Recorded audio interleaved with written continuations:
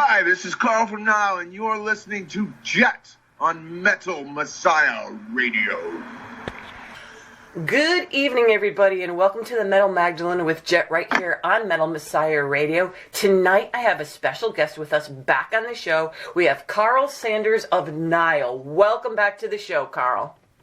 Thank you so much. It's great to be here. So, Karl, last time we talked was for your last album in 2015. And of course, I did see you guys at the Morbid Angel tour. So how have things been going as far as touring over the past 4 years since we talked? Any troubles? Anybody go to jail or anything?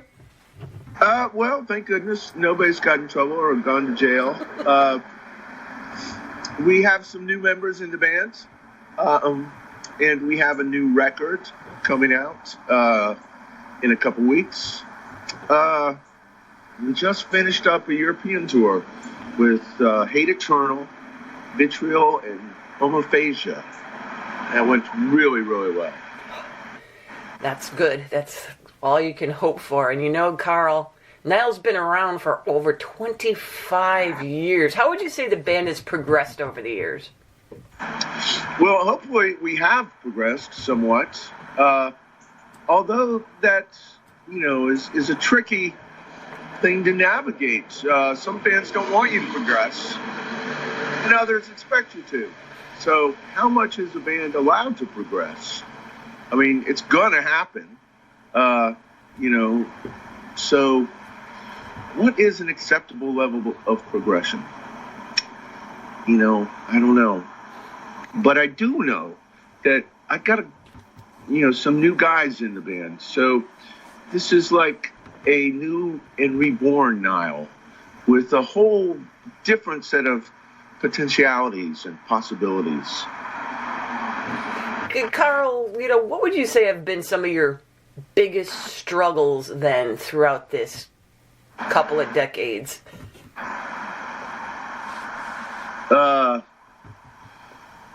Well, the changing climate of metal, the advent of the internet, certainly the way we do business now is completely different. CDs don't really sell like they used to. Vinyl's making a slight comeback. Mm-hmm. So, it's a whole different landscape. The old ways of doing things are no longer valid. So it's time to do things in new ways. Well, we're here today to talk about your new release, Vile, Nilotic, Rites, your 9th full-length album, and your first release with the new members, Brad Paris and Brian Kingsland. So, what do these guys bring to the band, and how are they doing so far? The new guys bring a sense of refreshing dedication to their craft. They're hungry. They want to make their mark. There's no sense of entitlement with these guys. They understand that you have to work for everything you get in this world. They also bring, some new flavor. Brian has some really interesting guitar ideas. This is obviously his own player with his own influences. Really understands a lot of jazz and classical music really well. So the colors that he's able to bring to the death metal idiom are very unique and refreshing. I think it gives a fresh, new spin on what Nile has been doing for quite a while. And he did his homework. He listened and learned all the Nile back catalog, watched a million videos, so he could really get it right and do the job. And, he did such a good job at it that, I'll tell you the story, it's hilarious, that when my wife is listening to the record, she says, now which songs did you write, Karl? And when Brian's wife is listening to the record, she says, Brian, remind me, which songs did you write? Wow. Yeah, so, he's really done a lot to incorporate himself and work within our framework, yet bring something fresh. Yeah, and of course, Brad. Man, Brad brings the youthful, innocent, refreshing, no baggage around his neck kind of vibe. He's there to make some metal. He doesn't care about all the drama, and you can't get him involved in drama. It's not possible. He don't care. He's just bubbling with positive energy like an unstoppable volcano. So it's really good to have him around, because it's hard to be a grumpy asshole when you got Brad there. He's like the best cup of coffee ever. Every day you see Brad, instantly your mood is elevated and you're ready to go, ready to get to work. Man, what a blessing that guy is. And it looks like you're all having a really good time to watch on stage, too, The dynamics kind of all click, and when you're up there, it really shows through. I think, metal audiences, they understand what they're seeing, and so when you see that, you're seeing the real truth. That is how we feel. Right now, we're the happiest we've been as a band since the Nefren Ka days. Well, that's awesome. And getting back to your album now, so Karl, what are Vile Nilotic Rites? Well, I asked myself that same question when I saw this line, Vile Nilotic Rites, on the HBO series Rome. Mm-hmm. The newsreader is talking about Mark Antony and trying to denounce and demonize him. And he goes into this thing. He worships dogs and reptiles. He blackens his eyes with soot like a prostitute. He dances and plays the cymbals in vile Nilotic rites. Uh-huh. So when I heard this, I went, oh my fucking God, if that's not a Nile song, I don't know what the fuck is. I gotta write this song. So that's the origin of this fucking song. And not only did you write the song, but you named the whole damn album after it. It's a good title, and it's fun to say. It is. On the tour we just did in Europe, which is, of course, a month before the record comes out, I made sure to say it at least 3 times introducing the song, so that the name is engraved on the brain of every single concert attendee that was there. It's a great name, and it actually does roll off the tongue. When I first looked at it, I'm like, oh my God, what is that? And then when you say it, you could say it without having to think too much.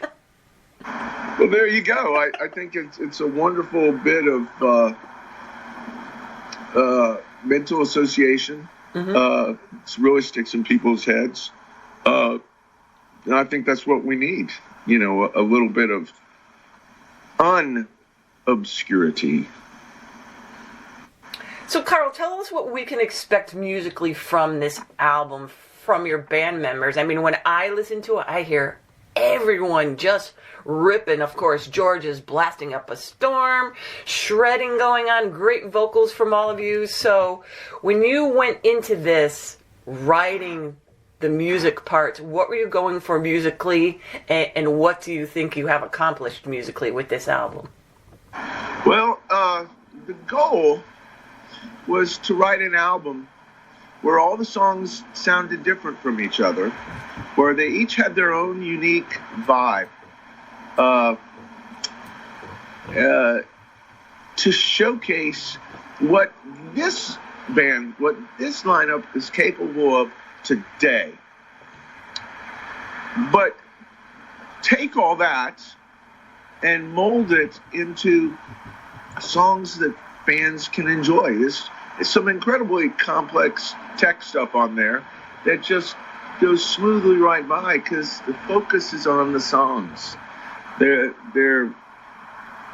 built to be memorable, yet fucking shredding. And you keep still with the Nile sound that we're accustomed to, that, Egyptian-y kind of sound, a mode that you get into. Track number 8's perfect example of that. Now, do you guys like switching off on vocals with the other guys? How's that going? We absolutely do that. It's a fun thing to do. I think in terms of what it brings to the songs is the potential for a lot of wide variance in vocal tones and expressions. It's not the same thing over and over and over and over. Like, there are plenty of bands with one singer that I love. Mm-hmm.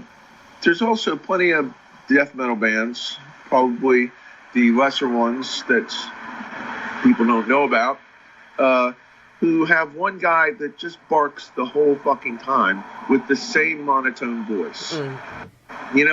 I don't think that really helps deliver the fucking song. I think, each song is its own special, unique entity and deserves a full range of potential expression. Sometimes you need it to go low and mean, or sometimes you need it to cut through. Sometimes you need something that's, screaming from the bowels of the earth. I mean, there's an infinite range. So when you got 3 guys and, you're all figuring out, okay, what should we do here? Who should take this? Who could do what with this? Now you're working on bringing the music to life instead of having one glorified lead singer dude. I'm not interested in that. In fact, that kind of shit makes me fucking sick. I've had my fill of it. I really want to make music and not get caught up in sideways drama. So, Karl, when you were talking about, how it's nice to kind of different tones and switches, for the audience, I think it's really refreshing to listen to as well, both in a live setting as well as, if you're at home listening to it. Because the music definitely stands on its own, but the vocals, it's kind of nice to hear these different tones and these different emotions, and it just makes each song sound really good. Now, I could really relate to this as far as a DJ goes, because when we're getting music and we're going through the album, we're listening to the whole thing in one pop, and we're going song to song to song to song to song, and sometimes it's like, okay, well, I'm going to play half of this song, a quarter of this song. But with an album like this, it's fun to listen to each and every song. It's like you said, they're all different tones, different, beats, different elements, different singers. I think it's just a more refreshing way to listen to the album, and I'm glad you're doing this again. Me too. I think now I've gotten off track for a couple years, and this is kind of a return to the original concept of the band. Of course, when I say that, listeners should not expect that it's going to sound exactly like Neff and Pop. That album, is, over 20 years old. But the ideals, the principles, that the band was founded on, we've been able to return to a more truer version of that. Well, yet we're not looking to live in the past. This is what the band can do now. This is what the band is capable of right now. And it sounds great. So how did you approach this album lyrically, Karl? This time I tried to discipline myself to stay away from any preconceived. I feel like Jimmy Bulmer on South Park right now. Yeah. Any preconceived notions of how the song has to be written. Sometimes I would just get an idea and run with it. Sometimes I would just get out a pile of different books, or go to the library, or get on the internet and just amass like a million related ideas. I would write down anything even remotely related to the song, and of course end up with pages and pages and pages and pages of notes for like any given song. And then I just start throwing out stuff that isn't necessary.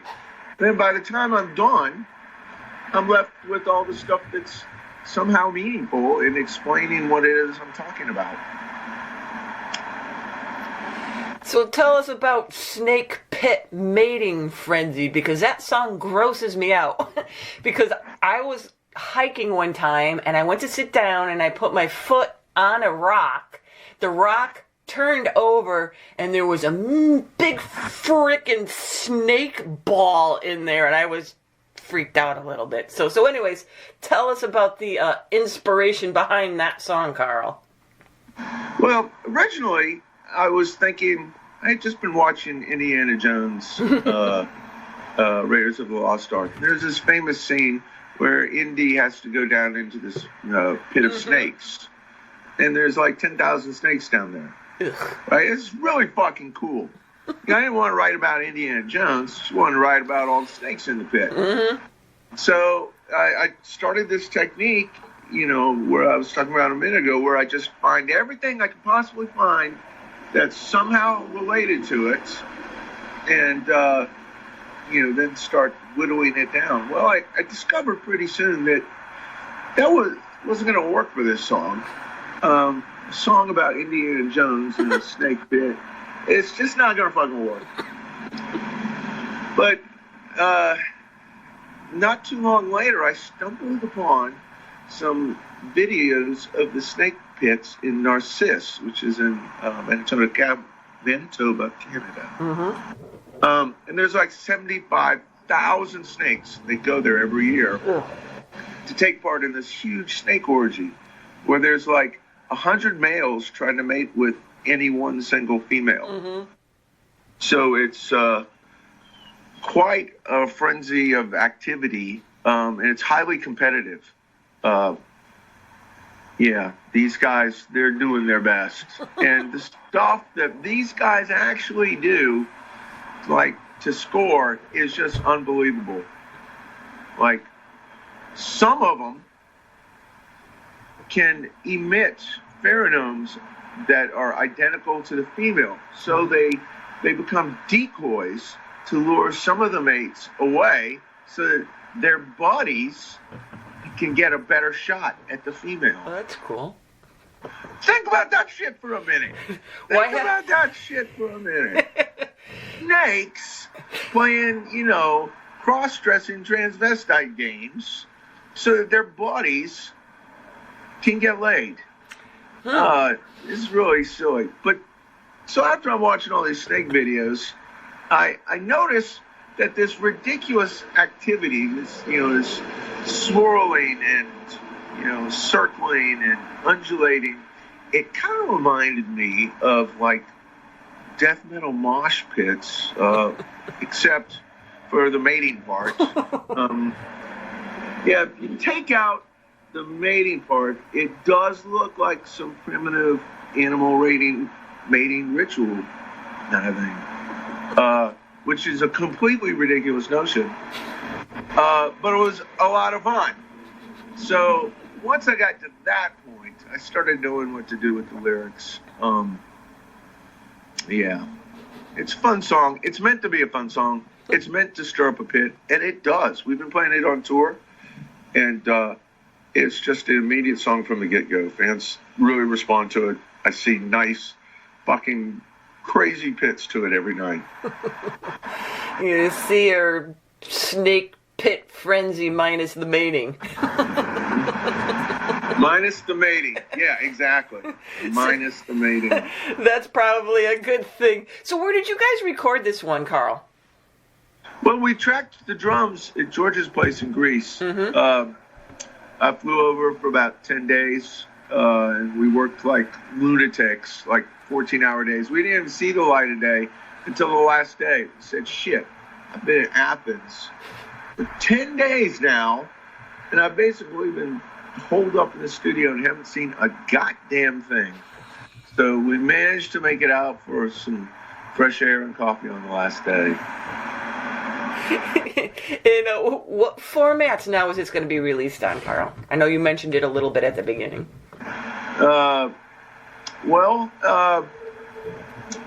CD, vinyl. One of the distributors is doing cassettes. It's going to be available online as streaming from several sources. Quite a few formats, I'd say.